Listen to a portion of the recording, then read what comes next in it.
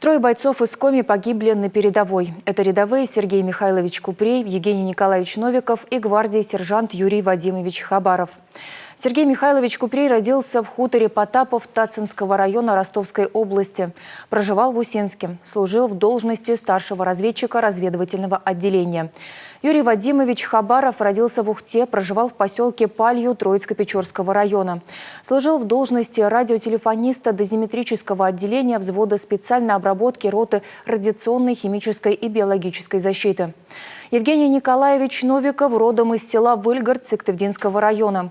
Служил в должности стрелка стрелкового отделения. Погиб 1 ноября этого года. Сегодня с ним простились в Сыктывкаре.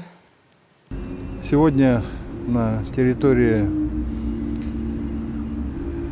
наших российских земель Луганской, Донецкой, Запорожской, Херсонской областей идет священная битва.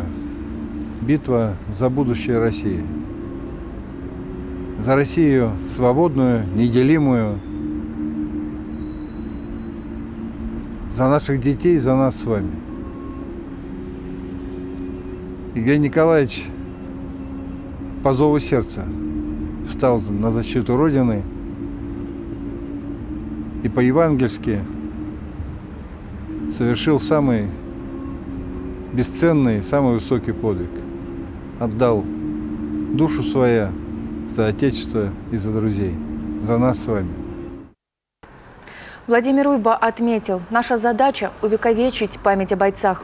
Глава Коми принес соболезнования родным и близким погибших солдат и пожелал им сил и крепости духа пережить горе.